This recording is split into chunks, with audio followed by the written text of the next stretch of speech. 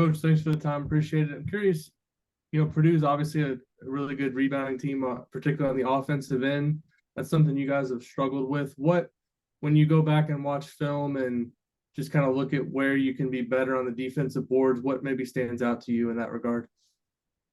Well, you got to block out. I mean that's just basic basketball. When the shot goes up, we got to put bodies on people. I don't think our guards have done a great job this year, and getting back in when we challenge 3-point shots, we trying to head up the floor, and a lot of times when those long shots are taken, they're long rebounds, and we're just not picking some of those up. And I think Malik has got to get better, and Mac has got to get better in terms of helping us rebound.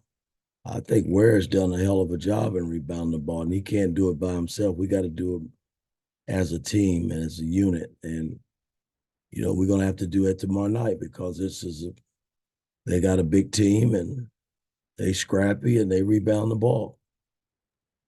Mike, then Zach Osterman. Yeah, Mike, Peyton Sparks has fallen out of the rotation a little bit tonight or tomorrow against Purdue. Is this a time for him with Zach? You're looking for him to get some quality minutes defensively, a guy that can with that size? Guys, I'm not going, when I substitute, put people in the game, I get questioned about how I sub.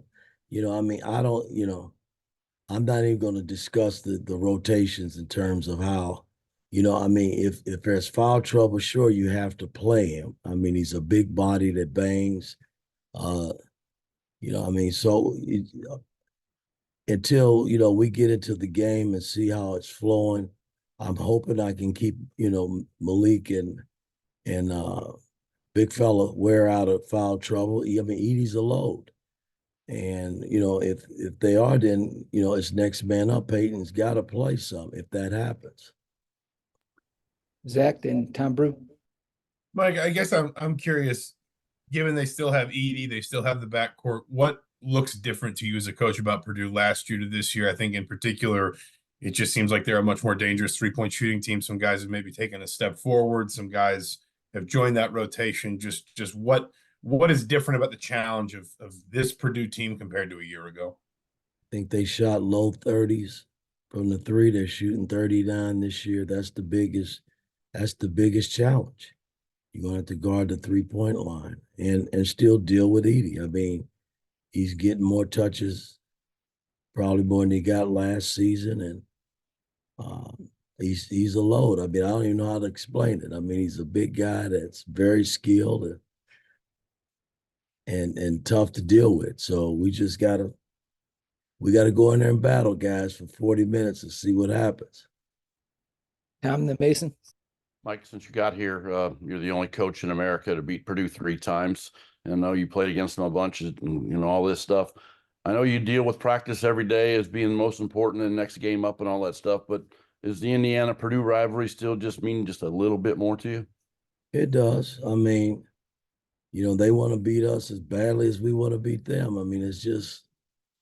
It's been that way. I think it's great for college basketball. They have their fan base, and we have our fan base. And, it's when you go there, it's the same way. When they come here, our fans are unbelievable. It don't matter who we put in the Sibley Hall, our fans have been great all these years, and that's not going to change. Mason, then Todd. Coach, I kind of wanted to follow up on that sentiment. Now, as a coach, just being your 3rd year in this rivalry, you played in it obviously a ton. What's different about preparing for a matchup like this, knowing the history behind it as a coach versus as a player? Well, we take each game one game at a time, and we prepare pretty much the same way in terms of who we're playing, and that won't change. We know we got a hell of an opponent coming in here tomorrow, and we got to do all the necessary things to win. You got to rebound the ball, not turn it over, and you got to share it and get good shots, and it helps if you can put the ball in the hole. So all those things tie in together in terms of you winning basketball games. Tad and Mike Schumann.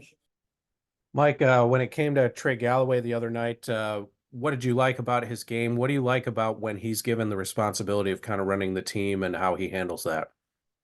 Well, I mean, nobody really has a responsibility. I mean, the way we play, everybody handles the basketball. And, with Gabe and him and X, they probably handle it with our perimeter play more than anybody, because we pretty much put them in pick and roll. So they shine a little bit more when they're doing all the necessary things when you're running pick and rolls, or when you're feeding the post, or getting in a pass lane and getting steals and things of that nature. But no, I was happy and pleased with how he played. He had a great floor game, and he got the ball where it needed to go, and he made some shots.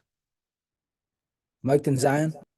Yeah, hey coach, you mentioned Khalil's rebounding. I know he's been good all year in that, but the last 2 games he's had 31 rebounds. Is there anything he's changed or you've talked to him about to kind of get that next level from him, kind of rebounding out of position and things like that? Well, it's the second effort. I mean, when we first got him, that didn't even exist, in terms of him making second and third efforts to try to go get the basketball. And a lot of it was he just hadn't been taught and pushed to do it. And I mean, it's like night and day from the time we got him into where he is today in terms of, going hard, understanding that you just can't take possessions off.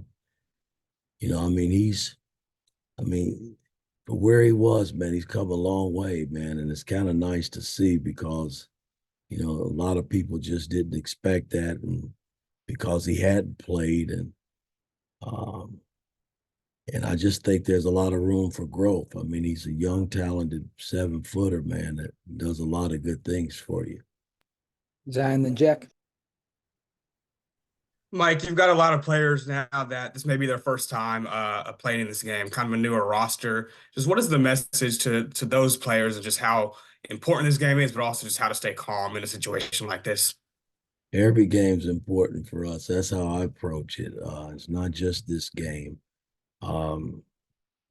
We take it one game at a time, and we prepare. Yes, we are a young team, hadn't been together, and a lot of these guys hadn't been in big games like this. And it's my job to get them ready and calm them down if they come out not ready, and see where it leads us, man. But you can't ask for bigger games than this. I mean, it's just like I said, this is what fans like to see. It's good for college basketball, and we just see what happens tomorrow night. Jack and then Zach Osterman.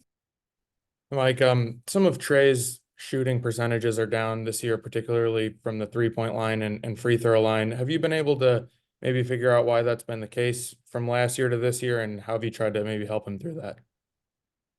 I wish I could really answer that and tell you why he's not shooting it like he did. It's hard to explain. I think as a coach, all you can do is to keep encouraging him and pat him on the butt and say, hey, the next one is going to go in. That's all you can do, and continue to work and practice. Zach, last one. Mike, sorry, just one other question, just kind of about Purdue last year to this year. It seems like they figured out how to make some of those two big lineups with Edey work just a little bit more. It seemed like sometimes last year they struggled to play another big next to him, but obviously Trey Kaufman starts with him a lot, and First is still in their rotation. Are there things you've seen from those other bigs that maybe sort of make, again, when Purdue wants to go with two true kind of forward centers in the lineup, work a little bit better than last year? Well, I just think that the shooters have allowed them to do a lot of that in terms of playing two bigs. And, both bigs are very demanding on the block. Kaufman he's tough on his block. When he catches the ball, he's very aggressive. And in terms of scoring the basketball, and he's a hell of an offensive rebounder. So it hadn't hurt him at all because they got guys on the perimeter that have made some shots for him. And that's the key with any team. You know, you make shots, man. You look good. Life is great if you can make them. And, you know, we've had our ups and downs this year in terms of making them, but when we do make them, we're a pretty good basketball team. All right. Thank you, Coach. Thanks, Mike.